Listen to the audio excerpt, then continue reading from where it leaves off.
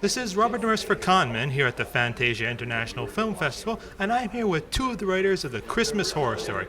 Can you please introduce yourselves and tell us which story you contribute to? Hi, my name's Doug Taylor, and my contribution was the Santa and his elves, zombie elves story, portion of the story of the movie. My name is Pascal Trottier, and I wrote the Changeling story. The film had its world premiere just last night. How was that for you? That was super exciting. I live in Montreal, and this is the first time I've had a world premiere in my hometown. So I just got to hire a sitter and come down, and the Fantasia crowds are so perfect for a movie like this. I can't think of any other festival where people are not curious, they are enthused, they are bought their ticket, got in line early, and wanted to have a blast, and that's what I think happened last night. I had seen a version of the film 7 months ago with cast and crew. So this was the first time to see it with an audience that wasn't invested in the making of it, and the reactions to different scenes and different parts was great. Things that I wasn't sure it would land, it would be funny, and ended up being funny, and some things that our cast and crew laughed at. People kind of, it was just but the right moments, I think the audience responded to, and I think that was cool. Yeah. Both of yours were amazing additions to the film. What is it about horror for you that you find appealing? I just think it's a voice for the things that are bothering us somewhere in the back of our minds. We have upsets, and it just makes them flesh. So our worst fears become palpable, and in some ways, it's a catharsis to see your worst fears come to life, for better or worse. For me, horror is out of all the genres is probably the most. Well, there are no rules in horror, and that's what's great about it. You're free to really go to places where you just and talk about things where you just can't in a drama or a comedy or a western. Even science fiction films just kind of have to have rules, and they have to stick to the real world. And but horror. There is that, but it's sort of it lives in a more of a psychological landscape, and I think that's great for writers because we can go places where there are no boundaries. There's nowhere we can't go, and I think that's the fun of it for us, anyway. If I can add, also just to watch audiences have such a visceral reaction to a work of art, if I can say that. I don't see many people in the museum scream at a painting. Right. Or burst into spontaneous nervous laughter while reading a book, and you see that as if the audience is immersed in the shared dream, which is what movies are, but a shared dream that actually makes you burst out with emotion. I can't think of any other art form other than maybe theater that can do that. Yeah, I agree. Since the stories are interweaving, how is the collaboration process between all the writers? I think that we have to really credit the producers, Mark Smith and Steve Hoban, for guiding us all in, let's say, compatible directions, and then working with us to create linkages. And I think Pascal can talk to a particular instance in his story about the policeman father. Yeah, an example about the contributions of the producers was because we were writing our stories in isolation, and when they started coming together, they would really start to notice threads that we could start to. For example, I had a cop, and another story had a police officer.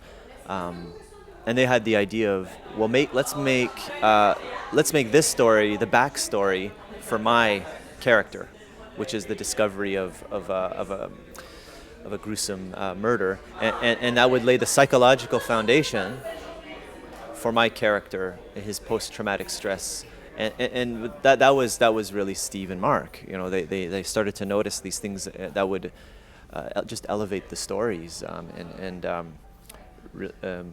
really, and it would also make the other story better in a way too, because then you're sort of seeing all that sort of tie in, and I think there are a lot of other instances of that, but for me that was one of the bigger ones. Yeah. Wasn't there one with you too that was? Well, yeah, mine was the one story that was not set in Bailey Downs. It's set in the North Pole, so there's an automatic isolation to that, and yet there were narrative gymnastics that had to take place to tie it all in, and in some ways it opens with the Santa story, and it closes with the Santa story, so that's not just bookends, but it's kind of a bit of the wrapper for the whole narrative. And again, Mark in particular came up with solutions to actually have that organically tied in ultimately in ways that are so satisfying, that all these stories, it's not just artificial linkages, but they actually seem to resonate for each other. Was there anything that got you in the Christmas mindset to create these stories? I really hate Christmas. I have to say, perhaps hate's too strong a word. I have had some Christmases that were way less fun than they ought to have been, and I think that was kind of the guiding principle for me, is who hasn't had a Christmas where things go wrong. Maybe an uncle goes on a mass killing spree, or a couple of cousins have a ravenous bloodlust, but it's still family, and you push through it. Yeah, and I think a lot of us have some pent up, frustration about the holidays. It's just, and it was great release to sort of just let go, because I like Doug, I'm not a huge fan of the Christmas season, though I love being around friends and family, but there's just the holidayness of Christmas is just overwhelming at times. You're just attacked from every side. It's like you can't get away from it, and so A Christmas Horror Story was a great way to just sort of fuck Christmas and just destroy it a little bit, and in a way it was sort of remind us what the whole point of Christmas is, right?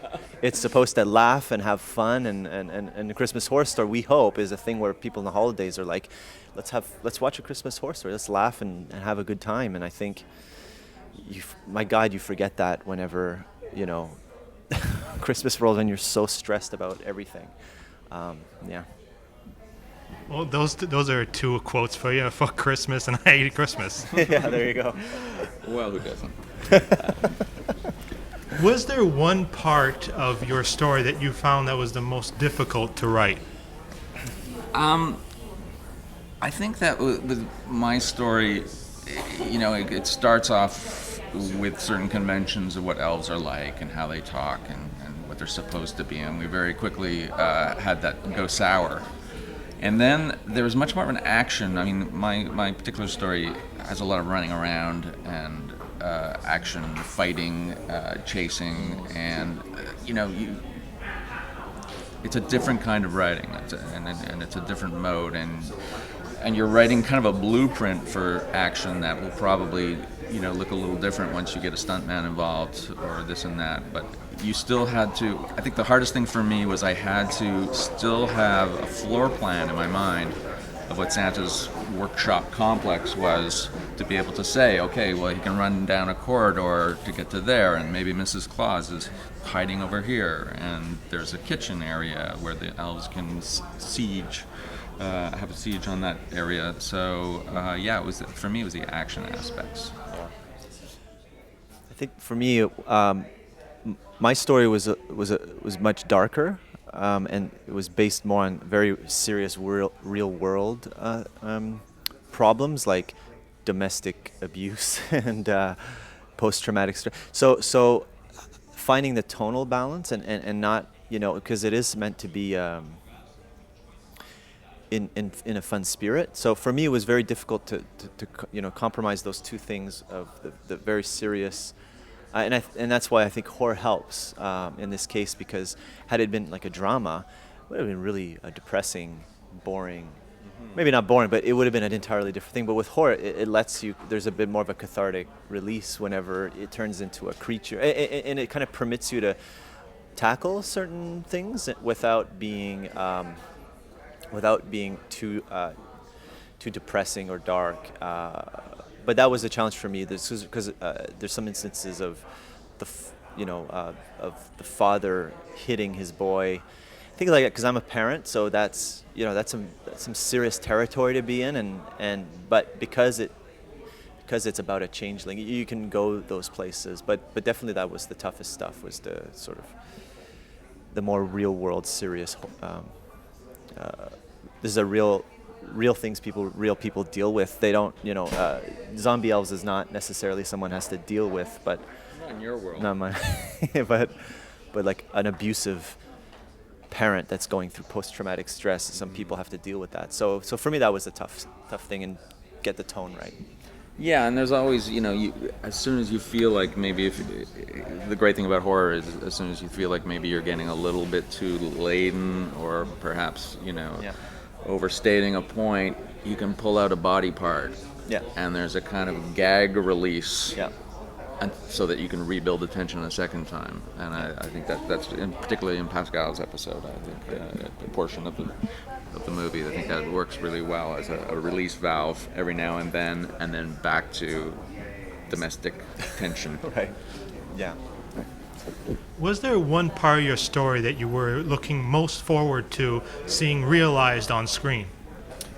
I had on paper one of the elves through the battle with, sort of Viking Santa, has the back of his skull cleaved off. So there's some exposed brain, a large portion of it, which would kill anyone. But since elves are immortal and therefore, by definition, undead, this one kept going, and eventually he's knocked down. And I remember thinking, what can Santa finally do him in with? And I had him pick up a decapitated elf skull, like a bowling ball, in the eye sockets, and just hit the soft spot. That's my favorite. And that I just couldn't wait to see awesome. how that would feel on screen, and it just feels as visceral as I'd hoped. Yeah, that's cool.